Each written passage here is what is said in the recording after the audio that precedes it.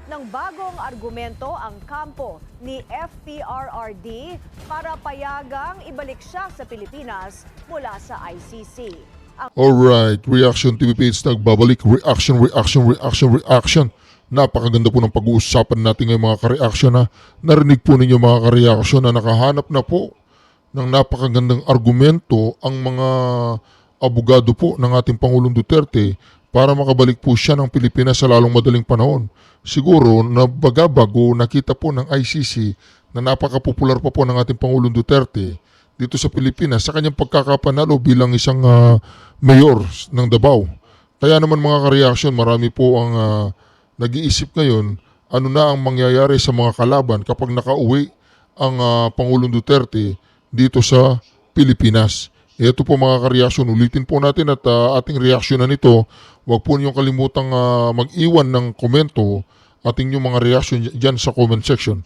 Ito po mga ka-reaction, pakinggan po natin ang buong detalye ng balitang ito. Naghahanap ng bagong argumento ang kampo ni FPRRD para payagang ibalik siya sa Pilipinas mula sa ICC. Ang prosecution team nakakuha naman ng legal victory. Ang detalye sa agenda report ni Hannah T.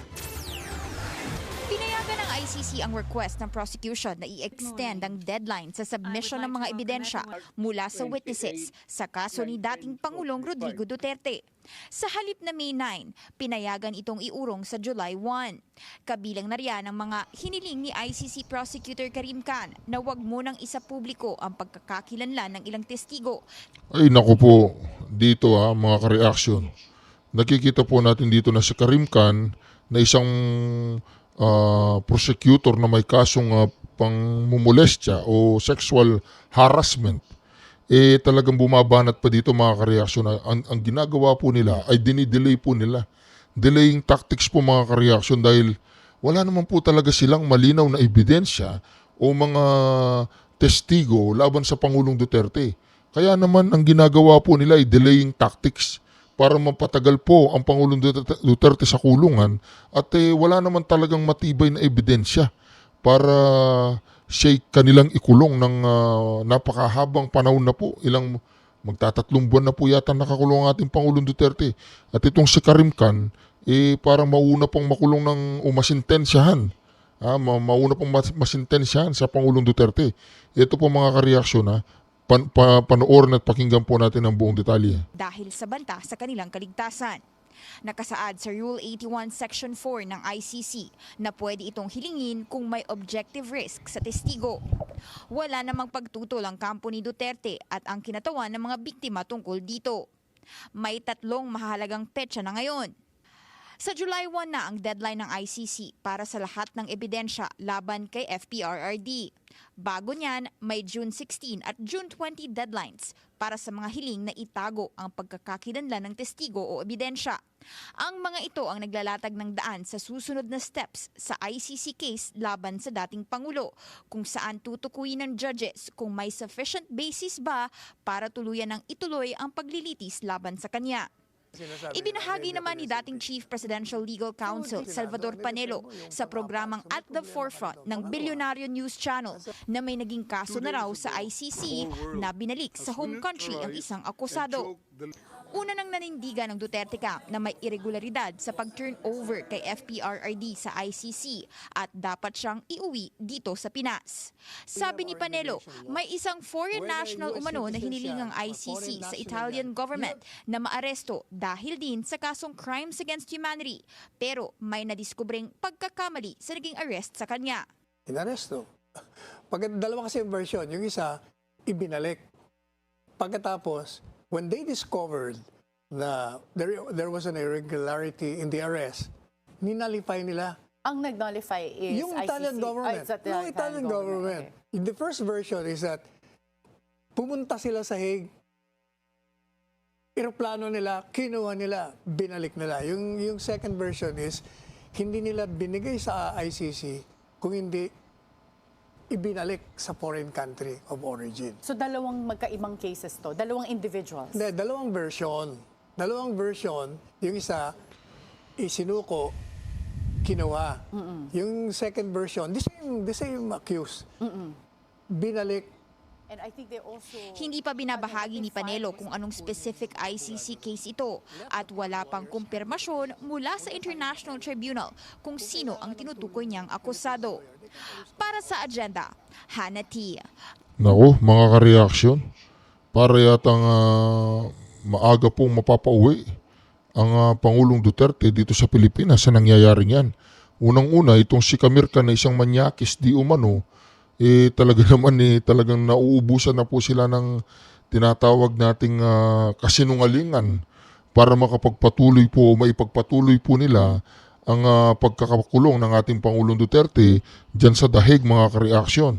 Kaya naman sa tingin ko lang po, mga ka-reaction, na magkakatotoo po ito dahil lamang hanggang ngayon ay wala pang malinaw na ebidensya na inilalatag itong si Karim Khan na isang manyakis di umano na parang mauuna pa siyang masisintensyahan sa ating Pangulong Duterte, ang animal na to. Oy, Karim Khan. Naku po, ayan po ang sinasabi natin, nakakarma na po ang mga taong yan. Ito po, mga ka-reaction, pakinggan naman po natin ang balitang ito. Kanya-kanya namang diskarte ng panliligaw ang mga senador na target na maging Senate President sa 20th Congress.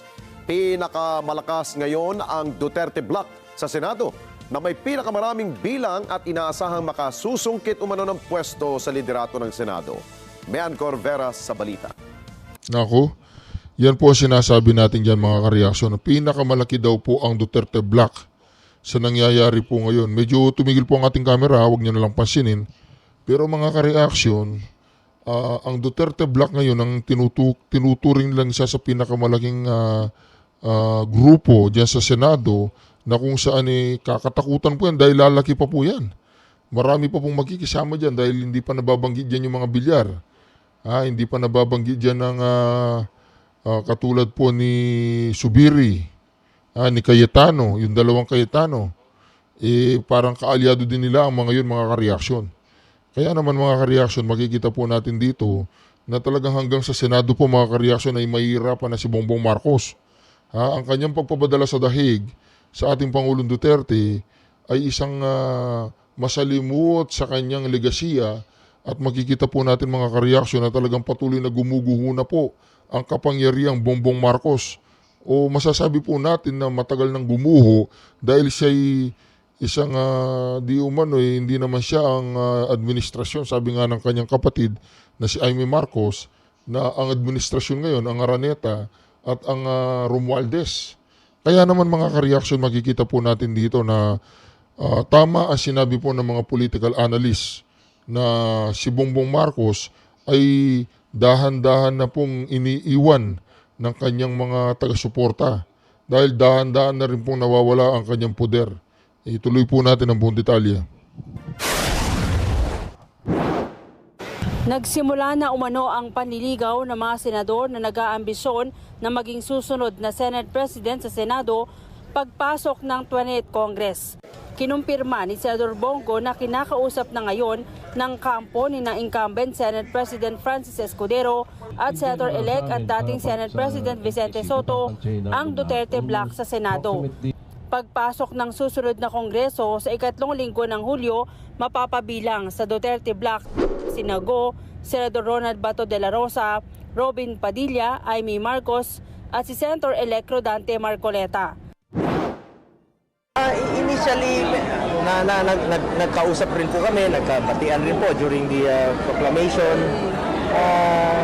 Open naman po ang aming linya dahil magkasama po kami ng mga nakaraang kongreso rin po. So, importante rito, ako susuport kahit sino naman po, basta yung gusto ko na magiging independent po ang Senado, but a working Senate. A working Senate, unahin yung interest ng bayan, unahin yung interest ng bawat Pilipino. Yun po ang magiging criteria ko po sa pipiliin naming next Senate President. Bukod kina Escudero at Soto, may iba pa niyang kumakausap sa Duterte Bloc pero tumanggi siyang pangalanan. Pag-amin ni Go kung hindi sila makumbinse, posibleng manggaling rin sa kanilang grupo ang lalaban sa Senate presidency race. Lahat naman tayo may karapatan. Karapatan naman po ng bawat senador, 24 kami. Kahit sino po sa sa miyembro po ng Senado sa 20th Congress ay may karapatan na tumakbo bilang Senate President. So it's open po yan lahat. But kami, we will vote as a block. Isa po ang aming suportahan, nagkaisa po kami. Yun po ang kasalukuyan naming pinag-uusapan. Hindi naman anya bahagi ng kanilang hinihing kondisyon ang posibleng pagbasura sa impeachment case laban sa kanilang kaalyado na si Vice President Sara Duterte. Bukod kina Soto at Escudero, matunog na sasabak sa Senate presidency race si Marcoleta ayon na rin sa kanyang campaign advisor na si Malu Ticya. Marami pa pong ibang nakikipag-usap rin po sa amin. But we are open sa lahat po ng... Narinig po ba ninyo yung mga kareaksyon ha? Si Senator Marcoleta po ay kasama po mga kareaksyon sa mga itinuturing o kinukonsiderang maging Senate President. Nako, hindi pa po nakakaupo si Senator Marcoleta bilang isang senador, para yatang magiging Senate President pa siya. Mag-uusap. Basta ang criteria namin, unahin yung interest ng bayan, interest ng bawat Pilipino. At independent Senate po ito. Si Senator Risa Hontiveros interesado naman na maging minority leader pagpasok ng susunod na Kongreso. Papalitan ni Hontiveros ang kasalukuyang minority leader na si Senator Aquilino Coco Pimentel na graduating na sa Senado. Ayon kay Hontiveros, isa ito sa mga tinatalakay nila ngayon sa oposisyon matapos ang pagkakapanalo sa katatapos na eleksyon ng kanilang mga kaalyado na sina Senator-elect Bam Aquino at Kiko Pangilinan. Paano ka magiging minority leader kung hindi mo naman kasama yung Duterte Black? Pwede ka pa siguro independent o isa sa mga liderato ng independyente, pero maging minority leader, malayo yan. Hontiveros, naintindihan mo ba ang rule sa Senado? Sa nakaraang 9 na taon niya sa Senado, siya ay kabilang sa oposisyon o minority bloc. Sa practice sa Kongreso, ang matatalo sa Senate presidency race o ikalawang grupo na may pinakamataas na boto, otomatikong magiging minority group. Pero kung sasabak at maglalagay man ng pambato sa Senate presidency race ang Duterte bloc at hindi sila ang palaring maging minority group, bubuo pa rin sila ng isang independent sa Senado para maging fiscalizer. May Ann Corvera para sa Mata ng... O yun. Mga ka-reaction, makikita po natin dito ha. Talagang marami pong masasabi nating nangangarap maging Senate President. Pero kung dadami po ang Duterte Blacks dyan sa Senado, ay malamang sa lamang kung hindi po si Cayetano Zubiri, ay si Senator Marcoleta po magiging Senate President. O, di ba? Maganda yun kung si Senator Marcoleta. Habang usap-usapan ngayon ang reconciliation, may patutsyada si Attorney Salvador Si Attorney Salvador Panelo kaya ano kaya talaga ang dahilan kung bakit para yatang binabanata niya ang kanyang kaalyadong si Senator Harry Roque? O kaya masasabi natin Secretary Harry Roque, Spokes Harry Roque. Kasi para yatang nagkaroon sila ng idwaan, mga ka-reaction, dyan sa pagiging spokesperson nung nakaraang administrasyon. Kaya ngayon, hanggang ngayon, parang meron pa po silang mapait na nakaraan ang dalawang ito. Pakinggan po natin ang buong detalye. Panelo sa kaalyado niyang si Attorney Harry Roque. Ang detalye sa agenda report ni Joash Malimban. Kritik ka, mas kritik nga ako sa iyo eh. Kung baga, harapin mo na, magpakalalaki ka. Yan ang hamon ni former Chief Presidential Legal Counsel, Attorney Salvador Panelo, kay former presidential spokesman. Magpakalalaki ka daw. Napakahirap po nun no? Magkaalyado kayo, ngayon nagbabanatan kayo. Ano yan? Person Harry Roque. Matapos pumutok ang balitang pinag-aaralan na ng DOJ ang pakikipag-ugnayan sa Interpol para maihain ang isang red notice laban kay Roque. Noong May 15 kasi, kinumpirma ng Angeles Pampanga Regional Trial Court sa Billionario News Channel na mayroon ng arrest warrant laban kay Roque, Cassandra Ong at mahigit 40 taong sangkot umano sa qualified human trafficking. Matatanda ang matagal nang nagtatago si Roque matapos siyang maging isa sa persons of interest sa ni-raid na Lucky South 99, isang pogo facility sa Porac, Pampanga na sangkot umano sa torture, kidnapping, sex trafficking at iba pang mga krimen. Noong Marso, idineklara ni Roque na nag-apply siya for asylum sa Netherlands. Biktima raw kasi siya ng political persecution sa bansa. Pero banat ni Panelo, hindi naman biktima ng political persecution si Roque. Umalis daw kasi ito ng bansa dahil sa citation of contempt ng Kamara laban sa kanya. Sa programang At the Forefront ng BNC, sinabi ni Panelo kay Roque na umuwi na sa Pilipinas at harapin ang kanyang kaso. Kung nakademanda ka rito, harapin mo. Kasi rightly or wrongly, tama man o mali, pag hindi ka umuwi at nagtatago ka doon sa ibang bansa, ang perception ng tao, guilty ka. Yan ang magiging problema niya. Parehong naging spokesperson ni former President Rodrigo Duterte ang dalawa at nananatiling matibay na tagapagtanggol ng pamilyang Duterte. Pero matatandaan kahit noong Marso, may mga banat na si Panelo kay Roque. I don't know Harry Roque. Who's he? Sa kabila nito, wala naman daw silang political rift. Kahapon, naglabas ng pahayag si Roque sa kanyang Facebook page. Kung ikaw po talaga ay ginigipit gaya ko, itong pagkukuha ng asylum at Parehong naging spokesperson ni former President Rodrigo Duterte ang dalawa at nananatiling matibay na tagapagtanggol ng pamilyang Duterte. Pero matatandaan kahit noong Marso, may mga banat na si Panelo kay Roque. I don't know Harry Roque. Who's he? Sa kabila nito, Matindi po talaga si Spokespanelo. Hindi raw po niya kilala si Harry Roque. wala naman daw silang political rift. Kahapon, naglabas ng pahayag si Roque sa kanyang Facebook page. kung ikaw po talaga ay ginigipit gaya ko, itong pagkukuha ng asylum at pagiging refugee, this spells the difference between life and death. Bakit sa tingin nyo? Hahayaan nila ako mabuhay sa laki ng aking bunganga? Nilinaw ng DOJ na naghahanda pa lamang sila ng mga dokumento at wala pang isang official red notice request ang ating pamahalaan sa Interpol. Pinag-aaralan pa rin daw nila ang best course of action para masigurado na mabibigyan ng hustisya ang mga biktima ng qualified human trafficking case na ito. Para sa agenda, Joash Malimban, Billionaire News Channel.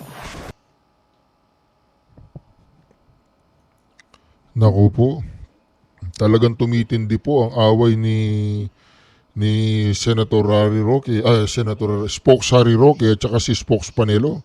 Parehas pa naman sila naging spokesperson, no? Ano kayang pinagmulan nito? Well, alam nyo kasi yung issue of deportation and asylum is governed by international law, which as I said is my home court because I have taught international law for 20 years, hindi lang sa Pilipinas, sa Singapore at sa Amerika. So I know exactly what to do, and I think kung nagkukonsulta sila sa international law experts, ang masasabi ko lang, don't waste your time. Tatalunin ko ang gobyerno ng Pilipinas, hindi nila ako makukuha dahil ako nga po ay asylum seeker at mayroong karapatan ng non-refoulement. Lalong-lalo na ang pipresenta ko lang naman ay yung resolusyon ng piskal, no? Kung saan ako ay kinasuhan nga ng non-bailable na wala po talagang saysay. Mantakin nyo, ang tanging dahilan nila kaya ako nagkaroon ng non-bailable case ay dahil daw ako ay nag-text at tumawag, nagpa-follow up para dun sa lisensya daw ng Lucky South 99. Aba, yun daw ay criminal na. Follow up ko na ron, ano? Dahil, well, malino naman yung sagot ni Atty. Harry Roque kung anong kanyang laban dito sa ano na to, no? Dito sa issue ng pagpapauwi sa kanya dito. Pero meron din ng mga dating nasa same camp kayo, no? Like si Atty. Sal Panelo na nananawagan o nagsabi na harapin nyo na rin dito sa ating bansa yung mga kaso. Meron ba kayong reaction doon sa ganung mga pahayag from... Well, aking reaction po dyan ay simple lang. Oh. Yung paghingi ng asylum, yan po'y karapatang pantao. So, yes, we can hear you, Atty. Harry. karapatang pantao po yan at yan po ay hindi po yan evidence of flight or guilt. No? Dahil ako naman po, wala na ako sa Pilipinas ang lumabas yung warrant of arrest na yan. Pag sinabi mong flight, ay tumakas ako sa Pilipinas. Wala naman po na ako sa Pilipinas na matagal na, no? At saka pangalawa nga po, it cannot be evidence of guilt kasi nga po, nauna na akong nagsabi na ako'y ginigipit. Marami naman po mga kababayan natin na sumasang-ayon na pagigipit ang lahat ng ginagawa sa akin, kay Tatay Digong, kay Inday Sara Duterte at iba pang mga supporters ng mga Duterte kasama na yung mga vloggers. Ano po ang maging komento po ninyo dito sa speaking of Attorney Sal Panelo, no? Sabi niya it's hard to prove the political persecution claim na sinasabi po daw ninyo dahil sabi niya it appears that he really served as counsel for them. I assume talking about Lucky South 99, no? He has made many contradictions, inconsistencies which resulted in complaints because it came from him directly nung nandun po kayo sa Quadcom hearings.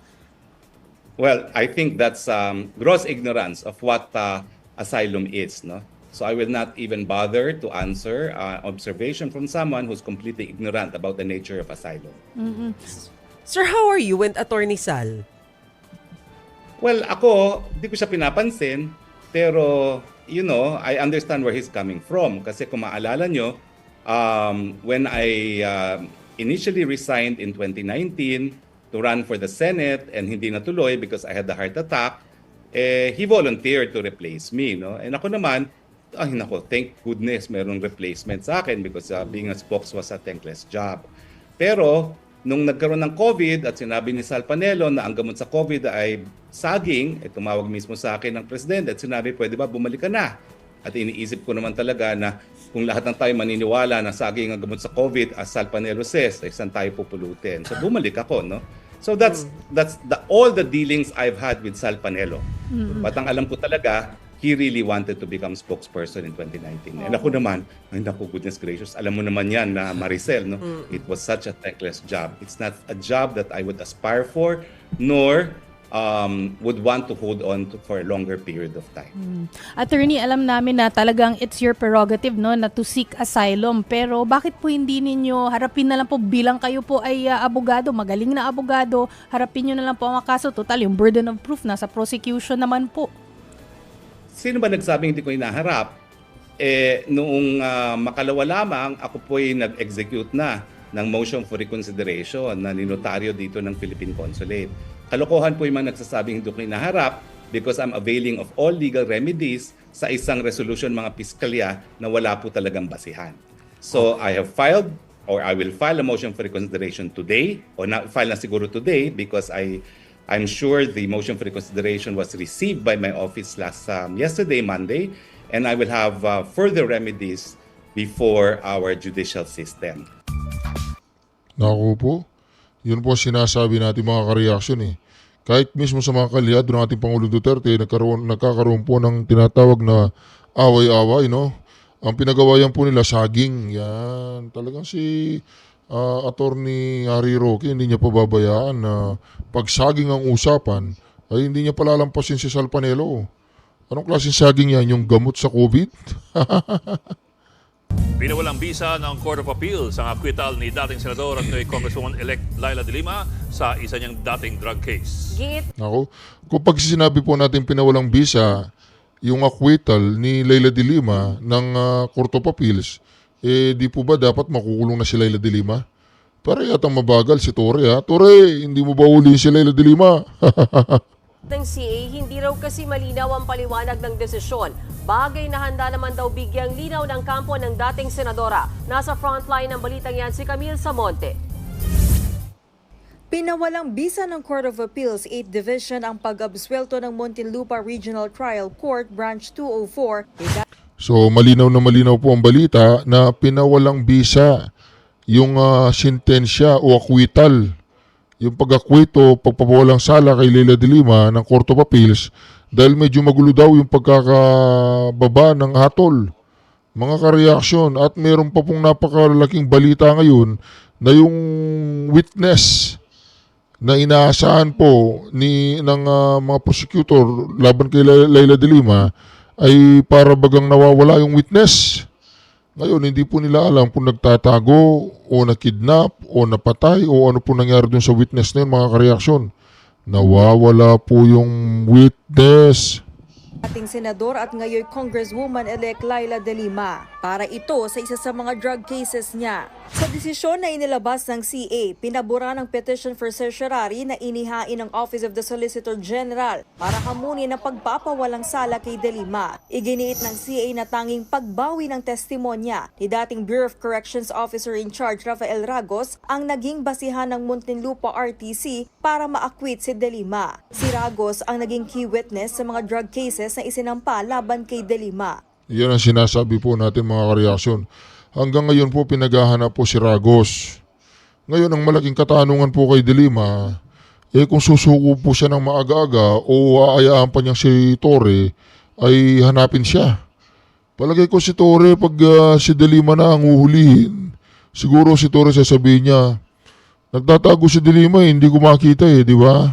Kasi alam niyo naman si Torre, may isasagot din pala siya sa isang napakalupit na kaso na may tuturing natin na serious illegal detention. Ngayon, pag nakulong po si De Lima at nakulong din si Roque, sino pa ang makikipag-communicate sa Muntinlupa at sino pa ang uhuli sa mga high profile na lang na tao? Tore, para yata nananahimik ka. Ayon pa sa CA, bigo ang Muntinlupa RTC na maipakita ang mga partikular na testimonyang binawi ni Ragos. Bigo rin daw ang korte na ipakita ang epekto ng binaligtad na testimonyang ito sa kaso. Hindi rin daw masabi ang partikular na elemento sa krimen ang hindi napatunayan. Mahirap daw matukoy kung paano nagkaroon ng desisyon na ipawalang sala si De Lima dahil sa kawalan ng detalye ng mga pahayag ni Ragos. Paniwala ni dating Presidential Legal Counsel Salvador Panelo, posibleng mabilanggo ulit ang dating senadora. Ngayon, bumaliktad ng Ragos. Kaya sabi ng court, dahil bumaliktad na yan, wala nang ebidensya lamang, kaya ina-absuelto ko na. Sabi ko, teka muna. Dapat Si Ragos ba ay bumaligtad o nawawala? Sino po yung nawawala? Di ba merong nawawalang testigo? bago mo bigyan ng pagpapahalaga yung pagbabaliktad, dapat merong ebidensya na tinanggap ang hukuman na sinumite ng akusado na kaya yung Ragos ay bumaliktad. 3 drug cases ang isinampa kay De Lima. Lahat yan ay ibinasura na ng Muntinlupa RTC. June 24, 2024 nang makalaya si De Lima matapos ang 7 taong pagkakabilanggo. Sina Associate Justice Eliotero Batan at Justice Florencio Mamuwag Jr. na appointee ni dating Pangulong Rodrigo Duterte ang sumulat ng desisyon ng CA. Kasama niya rin dito si Division Chair Justice Antonio Valenzuela na appointee ni dating Pangulo at ngayoy Pampanga Representative Gloria Macapagal Arroyo. Inilabas ang desisyon 1 araw matapos kumpirmahin ni De Lima na kasama na siya sa prosecution panel ng impeachment trial ni Vice President Sara Duterte. Sa pahayag ni De Lima, nilinaw niyang hindi binaligtad ng Court of Appeals ang kanyang acquittal, kundi pinapaayos lang ang pagkakasulat ng desisyon na sa kanilang palagay ay malinaw naman. Pagkakailangan lang... Anong sinasabi mong pinapaayos? Di ba? Null and void nga eh. Ibig sabihin, pinawalang bisa yung acquittal mo, balik ka sa kulungan, De Lima.